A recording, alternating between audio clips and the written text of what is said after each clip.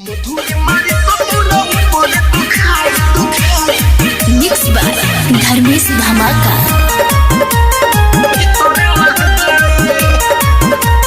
Music by Rajesh Sahni.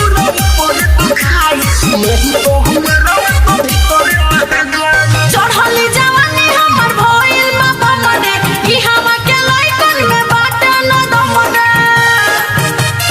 ए बाबू चढ़ली जवानी हमर भइल बा बमने ई हवा के लइकन में बाटे न दम दूरे रह तू जाइबा दबाई दबाई दबाई। मधुरी मारी तो तोरा ऊपर दुखाई मारी बहु अरवत भीतर ले जाई। मधुरी मारी तो तोरा ऊपर दुखाई मारी बहु अरवत भीतर ले जाई रे। चला भीतर ले जाई। मधुरी मारी तो तोरा ऊपर दुखाई दुखाई दुखाई।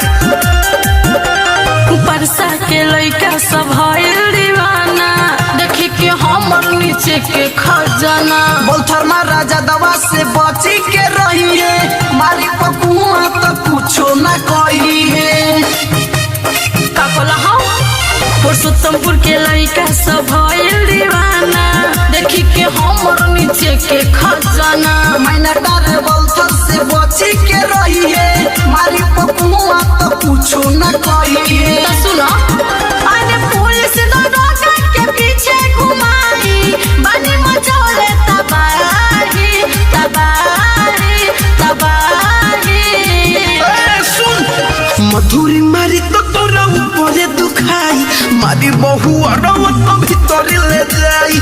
मधुरी मारी तो तोरा ऊपर दुखाई मारी बहु अरवत भीतर ले जाई।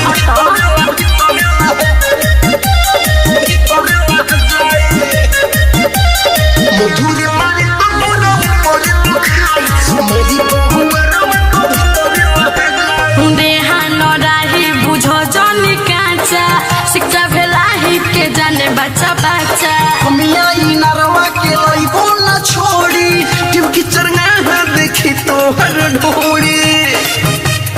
का बुझलू हो संबाबू दिन से भोला बुझा जनी काचा खमिया ई नरवा के जाने बच्चा बच्चा। हमिया ई नरवा के लइबो न छोड़ी टिम की चरंगा देखी तो हर ढोड़ी।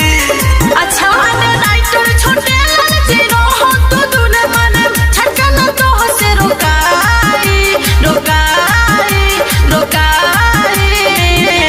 सुन मधुरी मारी तो तोरा ऊपर दुखाई मारी बहु अरवत भीतर ले जाई। मधुरी मारी तो तोरा ऊपर दुखाई मारी बहु अरवत भीतर ले जाई। चढ़ली जवानी हमर भइल बा बमरे ई हवा के लइकन में बाटे न दम दूरे रह तू जाइबा दबाई दबाई दबाई। सुन मधुरी मारी तो तोरा ऊपर दुखाई मारी बहु अरवत भीतर ले जाई। मधुरी मारी तो तोरा ऊपर दुखाई मारी बहु अरवत भीतर ले जाई रे।